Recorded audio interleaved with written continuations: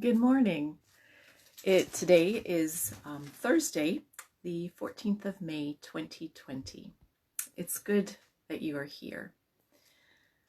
Do not let your hearts be troubled. Jesus speaks these words to his disciples in the Gospel according to John. They are words I keep returning to this week. Jesus is preparing his disciples. He's preparing them for his death and the certainty that soon he will no longer be with them the way they know him. Do not let your hearts be troubled.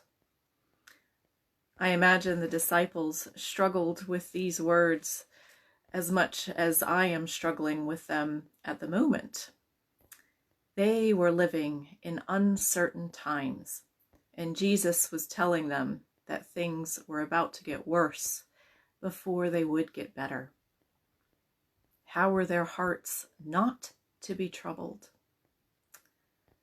I don't think I'm alone with a troubled heart during the times we're living in now. I find myself a bit resistant to do not let your hearts be troubled.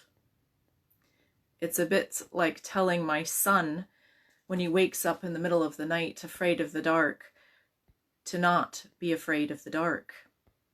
The dark and fear are pretty real to him already. Believe in God. Believe also in me, Jesus says. Is Jesus asking his disciples and us to never worry about anything? Is a good Christian one who never allows despair to overwhelm their hearts? Jesus, God incarnate, knows what it is like to be human and knows the human response to hard things happening in this world. In John's Gospel, the disciples Philip and Thomas lodge a few big questions at Jesus, and he answers them patiently. Their questions reflect their anxiety and are ultimately questions concerning how they can bridge the separation between themselves and Jesus once he is gone. How will we find you? The disciples ask. Show us the way, they demand. These questions and demands probably sound familiar to us as well. How are we to find you in all of this, God? We're feeling a bit lost and anxious.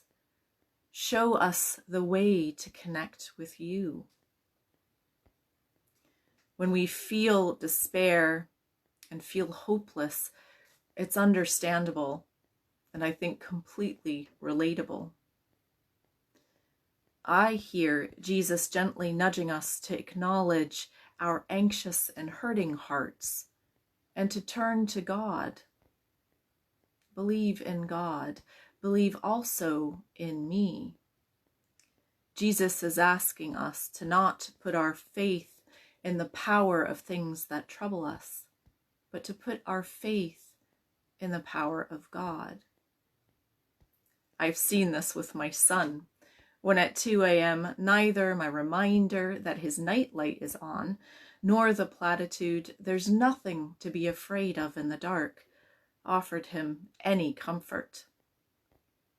About a year ago, over several nights, I sat with him in the middle of the night and taught him the Lord's Prayer. He knows it by heart now, but when he wakes up in the night, still afraid of the dark, he prefers we say it out loud together. Acknowledging God's presence and reaching out by prayer is what brings him comfort in the dark. Maybe this is what Jesus means with, "Do not let your hearts be troubled. Believe in God. Believe also in me." May you reach out to God today, and may you feel God's presence regardless of the darkness that may be troubling your hearts. Be gentle with yourselves and others, and may the peace of Christ be with you today and always. We'll be back tomorrow at 10 a.m., so see you soon.